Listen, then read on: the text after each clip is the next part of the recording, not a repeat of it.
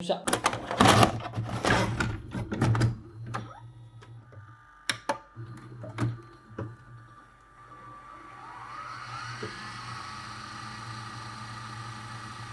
Olá, sejam muito bem-vindos a mais um episódio do Clube do Vídeo e neste episódio, finalmente, vamos falar do filme que eu já tenho anunciado há semanas e semanas, mas que nunca cheguei a falar dele.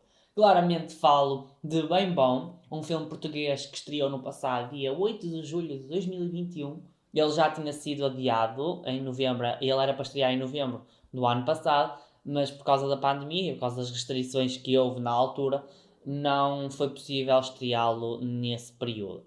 Por isso, ele acabou então por estrear agora, há cerca de um mês, já fiz mais de um mês, e então eu fui vê-lo ao cinema. Eu tive assim umas semaninhas que não consegui ir ao cinema, mas agora já fui e já assisti ao Bem Bom. O que é que eu posso dizer sobre este filme, assim, antes de entrar pelos pormenores mais técnicos? Eu esperava mais, vou ser muito sincero.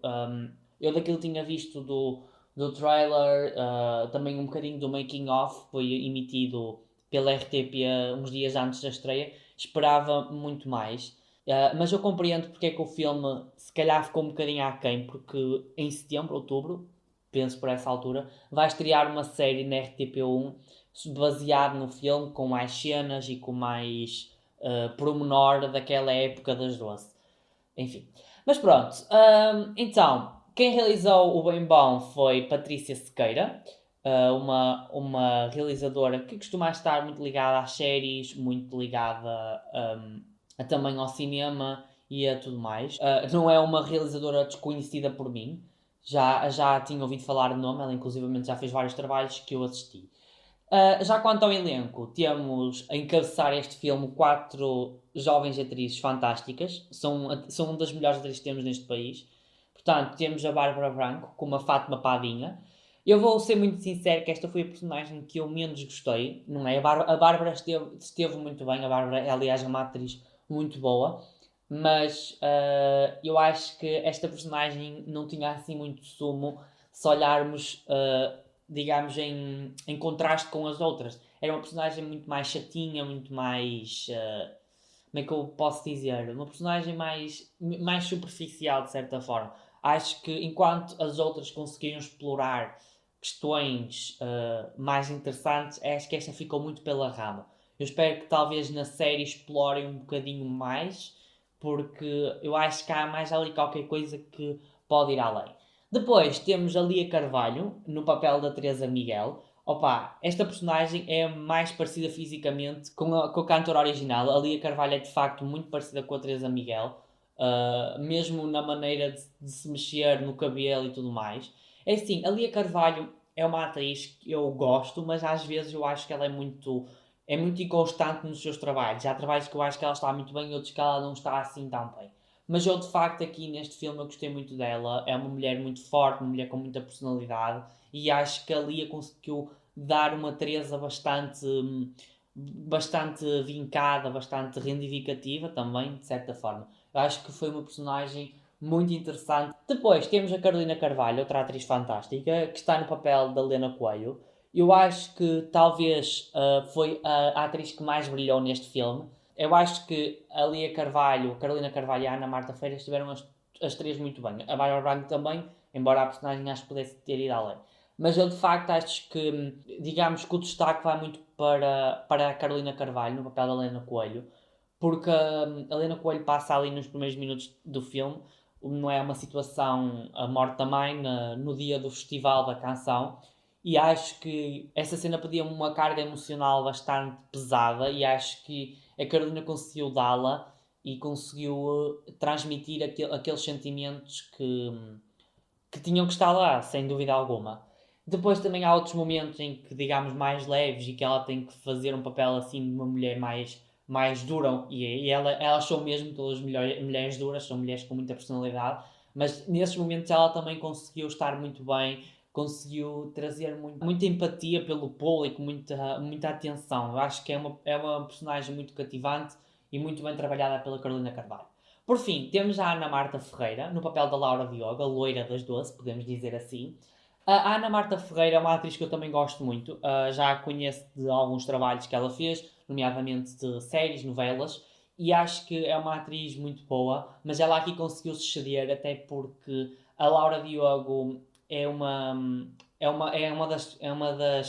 das doce que digamos que mais sofre por causa da fama, e ela passa ali momentos um bocadinho conturbados, momentos de estar no fundo do poço, podemos dizer assim, e acho que a Ana Marta Ferreira conseguiu trazer a inocência que a Laura Diogo parece ter, e das poucas coisas que eu já vi sobre ela, acho que foram muito bem transmitidas pela Ana Marta Ferreira, e depois consegue brilhar naturalmente, não é? Nas cenas em que não é? Tem que representar apenas. Acho que a Ana Marta Ferreira conseguiu trazer ali uma personagem interessante, que cria empatia com o público e que consegue nos ligar com o filme. Pronto, quanto à história, é muito simples. Este filme é baseado na carreira das Doce, não é? Primeiros anos da carreira das Doce, neste caso, entre os anos de 1979, o ano em que elas começaram a estar juntas, e até ao ano de 1982, o ano em que elas conseguem finalmente ir ao Eurovisão, depois de várias tentativas falhadas. E tentativas falhadas muito por causa também do machismo e do conservadorismo deste país. Eu acho que é um filme que trata muito essas questões. A nível de história, isso está perfeitamente refletido, porque as Doce, e podemos começar já a falar assim, e falar um bocadinho do papel que as Doce tiveram neste país, porque é assim, obviamente que não é, as Doce surgiram quase com 30 anos de diferença de mim, não é? 30, 20 anos, já por aí. Eu acho que as Doce tiveram um papel muito fundamental na música, e isso é claramente inquestionável, mas também são uma banda que eu acho que ainda hoje tem a sua marca. Eu lembro-me de ter os meus 7 anos, 8 anos, e lembro-me de ouvir as músicas dela e gostar. Eu ainda hoje gosto, e não é? E agora que estou a descobrir muito mais o trabalho delas, fico de facto bastante interessado e gosto das canções delas. Mas depois há outro lado das Doce, que é o lado em que elas são um corte total com aquilo que era a música portuguesa. Eu acho que assim, a verdade é que as pessoas, quem estudar muito, estudar, não digo obviamente a nível académico, mas estudar um bocadinho, fazer algumas pesquisas, percebe muito que a música entre os anos, no final dos anos 70, 5 anos depois da Revolução, e até ao final da década de 80, a música portuguesa era muito futurista, muito voltada para a frente. E as Doce trazem isso não só na sua obra, mas também trazem isso naquilo que elas representam. Elas são 4 mulheres, e ninguém pode esquecer isto, elas são 4 mulheres à frente de uma banda. Isto na altura era uma coisa completamente progressista para a época, e ainda por cima num país, como eu já disse, que tinha saído de uma revolução, um país muito conservador, um país muito machista. Isto foi um corte total com aquilo que tinha sido o passado. Mas o facto de elas serem, e eu estava a dizer mesmo e o facto de elas serem mulheres, não impediu que elas fossem o sucesso que foram, e que eu acho que ainda hoje são. Não é à toa que este filme, e muita gente tem curiosidade de ver este filme, quase 50 mil pessoas, ou mais de 50 mil pessoas já foram assistir. Mas o que eu estava a dizer é que é assim, o filme trata muito desses temas, muito do conservadorismo, do machismo. Nós vemos diversas cenas das Doce, por exemplo, a serem assediadas, a serem maltratadas muitas vezes pelos organizadores, só pelo simples facto de elas serem mulheres. E eu acho que a nível de história, a história passa muito essa mensagem, e nós conseguimos ter empatia pelas personagens, e os temas são tratados de uma maneira, digamos, natural, não é? De certa forma, mas também de uma maneira muito séria. Eu acho que fica muito vincado a essa ideia. Mas por outro lado, eu acho que isto é a maior crítica que eu faço a este filme. Essa história fala de uma história feminista, de uma história que luta contra a objetificação destas 4 mulheres, porque elas muitas vezes eram objetificadas, não é? Elas eram. Era como objetos, é por isso que elas sofriam daquele assédio, e isso é completamente errado. Mas se a história está a falar e a história é contra isso, acho que a realização do filme podia ter ido nesse sentido. Eu acho que a realização deste filme vai muito para a objetificação das 4 atrizes. Por exemplo, há cenas em que elas estão a cantar uma determinada música num espetáculo, numa representação de um espetáculo, e muitas vezes eles põem-se a gravar os rabos das 4 atrizes. Eu acho isso completamente... Basicamente o filme quer passar uma coisa e a realização passa outra. Eu acho isso completamente incoerente, uma coisa completamente errada e que acho que poderiam ter ido por outros caminhos que não esse. Se de facto as canções delas têm uma forte carga sexual, têm uma forte carga sensual, acho que há outros mecanismos para se transmitir essa sexualidade, não é? E a sensualidade que as canções das 12 têm. Que as canções das 12, quem analisar as letras percebe que tem ali umas letras muito progressistas para a época, não é? Falar de sexo quase abertamente numa canção. Eu acho que é talvez mesmo essa a maior crítica que eu faço, porque eu acho que poderiam ter ido por outro caminho, sem dúvida alguma, e acho que é muito incoerente terem feito da maneira como fizeram. Outra crítica que eu faço está ligada também à história. Como eu já tinha dito, vai haver uma série na altura de outubro, setembro-outubro, e a série vai complementar este filme com algumas cenas. E isso de facto ressente-se no filme, porque há certas cenas em que parece um bocadinho ali descontextualizada, principalmente o início. Ninguém percebe como é que as duas chegam até àquele ponto. Nós percebemos que a Helena Coelho já conhece a Fátima Padinha e que a Teresa Miguel é conhecida das duas. E depois aparece a Laura Diogo. Mas não há ali, digamos, um background para nós percebermos como é que elas travaram o conhecimento, nem que fosse uma cena ou duas. Talvez era mais interessante percebermos e ficar algo contextualizado. E depois, a meio do filme, há outras cenas em que parecem um bocadinho ali caídas de paraquedas e sente-se que falta ali algum elo de ligação. Eu acredito que a série tenha essas questões, até porque já foi dito precisamente que ia ter mais cenas da vida pessoal das 12, mas é de facto uma crítica que eu faço. Sinto que este filme parece uma manta de retalhos com cenas que gravaram e uma data de coisas. E para mais, quem vira a banda sonora deste filme percebe que faltam. Há uma música, pelo menos, que nunca foi ouvida no filme, que é o Quente, Quente, Quente. Essa música nunca apareceu. Eu não sei se foi apenas feita para o álbum ou se de facto só vai aparecer na série. Eu penso que, eu espero que pareça, porque também é uma das músicas que eu mais gosto. Percebe-se não só por essa música que falta ali alguma coisa, mas também pelas imagens que aparecem no final. Porque nos créditos começam a aparecer algumas informações. Não é bem nos créditos, é antes dos créditos. Aparecem algumas informações e nós vemos ali a recriação de algumas capas e tudo mais. Provavelmente há algumas cenas que vão aparecer na série que eu acredito muito que apareçam e que fazem falta para complementar o filme. Já outra crítica que eu faço está relacionada com as questões técnicas. Algumas cenas deste filme estão tão mal iluminadas que eu nem chego a perceber muito bem a cara das pessoas que estão na cena. Há cenas completamente estranhas. Principalmente, há uma cena em que elas estão a fazer a campanha fotográfica para a primeira capa do álbum. E eu acho que é a primeira capa, penso eu. E nessa cena nós vemos o Tosé Brito e o José Carlos, que é o estilista. O Tosé Brito é o produtor e também o escritor de algumas letras. Ele é um dos maiores músicos deste país. Ele já foi diversas vezes jurado do Festival da Canção. Ele criou este projeto das Doce. Também esteve envolvido também na criação do Gemani, que também fazia parte a Fátima Padinha.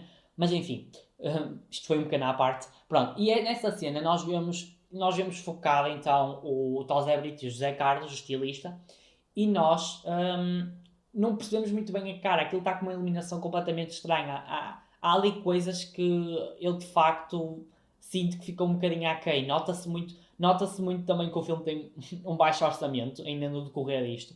Porque, por exemplo, na recriação delas no Festival da Canção, o palco é completamente diferente do original. Epá, é assim, eu não critico muito isto, e isto nem é uma crítica no filme, porque eu acho que já se fez muito com muito pouco dinheiro com este filme. O filme não deve ter sido muito caro, até porque levou com uma pandemia em cima, mas de facto, é assim, faz-se muito com muito pouco, embora que se note, não é, a falta de investimento neste filme.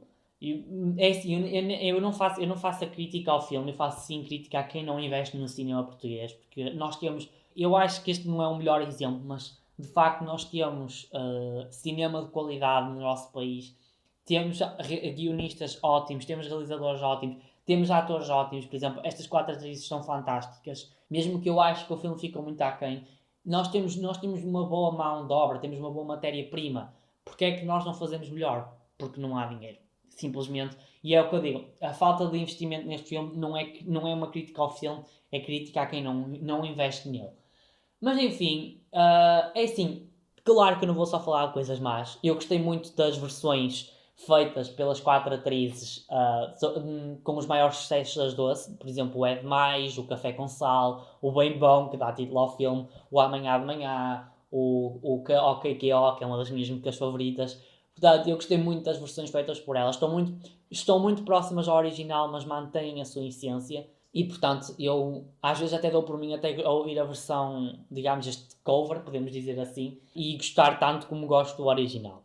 Mas enfim, estamos quase a chegar ao fim de mais um episódio do Globo da Vídeo. Eu acho que. Como é que eu vou. Será que eu recomendo realmente ver este filme no cinema? É assim, por um lado eu recomendo porque nós estamos a apoiar o cinema português.